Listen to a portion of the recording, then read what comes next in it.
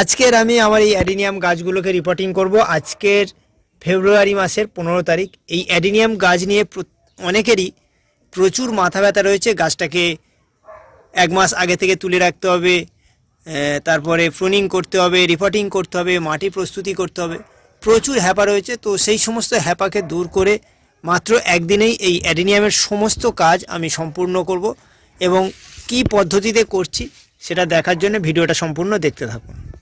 হ্যাঁ, adenium reporting করার জন্য যে 1 মাস আগে থেকে গাছটাকে তুলে রাখা, ঝুলিয়ে রাখা, গাছের গোড়াটাকে ভালো করে পরিষ্কার করা, এই সমস্ত যে বিভিন্ন প্রসেসগুলো আছে এর অনেক কারণ রয়েছে। বিভিন্ন কারণে এই সমস্ত বিষয়গুলো করা হয়ে থাকে। তবে শুধুমাত্র ফুল নেবার জন্য এত কিছু না করলেও চলবে। আজকের আমি দেখাবো শুধুমাত্র ফুল পাওয়ার জন্য, একটা গাছ থেকে প্রচুর পরিমাণে ফুল পাওয়ার জন্য আমরা কী ধরনের প্রুনিং করব এবং রিপোর্টিং করব আজকের এই ভিডিওর মাধ্যমে দেখাবো, এবং সেই সঙ্গে মাটিটা কী ধরনের ব্যবহার করছি সেটাও দেখাবো।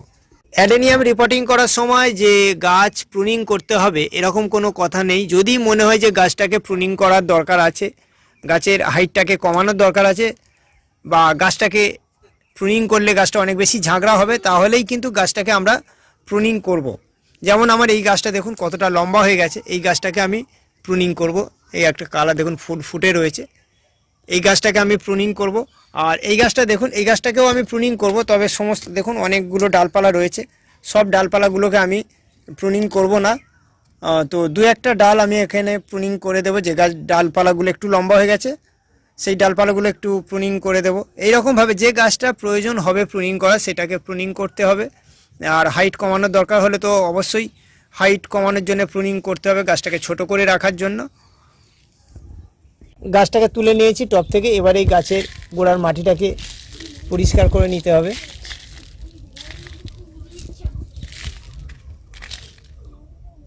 গাছের গোড়া থেকে এই টবের পুরনো মাটিগুলোকে বের করে দিতে হবে।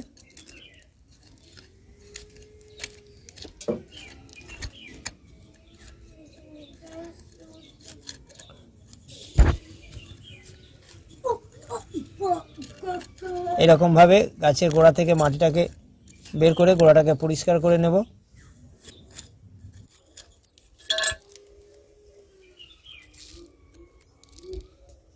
এবারে এই রুটগুলোকে প্রুনিং করে দেব। একটা ধারালো ছুরির সাহায্যেও আমরা প্রুনিং করতে পারি, বা ব্লেড দিয়ে প্রুনিং করতে পারি, প্রুনার না ব্যবহার করলেও চলবে।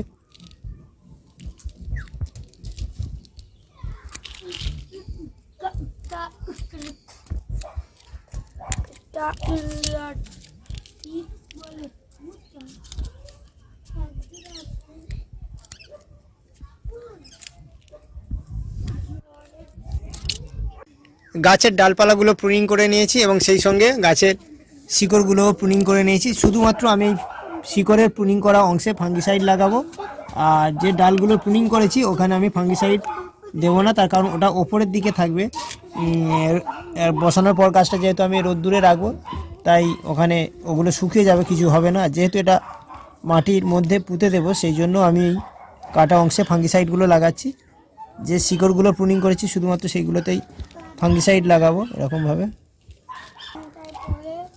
শিকড় যেখানে যেখানে কেটেছি সেখানে আমি ফাঙ্গিসাইডগুলো লাগিয়ে দিলাম, ফাঙ্গিসাইড।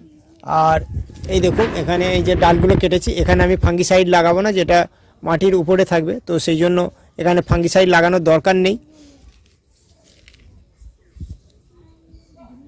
আমি এই অ্যাডিনিয়ামটা রিপোর্টিং করার জন্য টবের পুরনো মাটি ব্যবহার করছি। এই মাটিতেই গাছটা ছিল, তো শুধুমাত্র এই মাটিতে যে জিনিসগুলো আমি অ্যাড করব সেটা হলো, এর সাথে ভার্মি কম্পোস্ট দেবো 1 মুঠো ভার্মি কম্পোস্ট দিলাম। আর এর সঙ্গে দেব 1 মুঠো হাড়ের গুঁড়ো এবং নিমখোল আর শিংকুচি মেশানো রয়েছে, আমি 1 মুঠো মিশিয়ে দিলাম। আর এর সাথে দেব চুন, দেব 1 চামচ, এরকম 1 চামচ চুন দেবো। আর এর সাথে দেব 1 চামচ সিঙ্গেল সুপার ফসফেট, এতটুকু পরিমাণ সিঙ্গেল সুপার ফসফেট মাটির সাথে মিশিয়ে দিলাম। এটাকে ভালো করে মিশিয়ে নেব মাটিটাকে। এবারে আমি গাছটাকে টবের মধ্যে বসাবো, এর জন্য অল্প কিছুটা মাটি টবের তলায় দিয়ে দেব।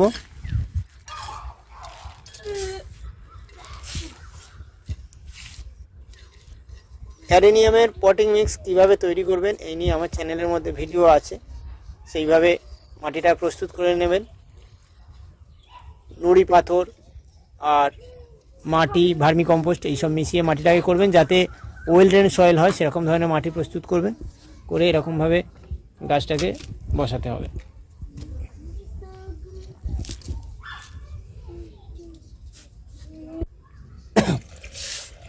এবারে সাইড থেকে মাটি দিয়ে ভর্তি করে দিতে হবে। ওপর থেকে আরও এক মুঠো এই হাড়ের গুঁড়ো, নিমখোল, শিংকুচি মেশানো সারটাকে এরকম ওপর থেকে আরও একবার দিয়ে দেব। গাছটাকে বসানো হয়ে গেলে এইভাবে আমরা গাছটাকে রোদ্দুরে 3 থেকে 4 দিন ফেলে রেখে দেব। তারপরে আমরা এই গাছে জল দেব। গাছটাকে এইভাবে বসানোর পর কখনোই সঙ্গে সঙ্গে জল দেওয়া যাবে না, তার কারণ হচ্ছে শিকড়গুলো সবে কেটেছি, যদি এখনই জল দিই ওখান থেকে শিকড়গুলো পচে যাওয়ার একটা সম্ভাবনা থাকবে। সেই জন্য গাছটাকে এরকমভাবে সঙ্গে সঙ্গে বসাতে হলে জল কিন্তু 3-4 দিন পরে দিতে হবে।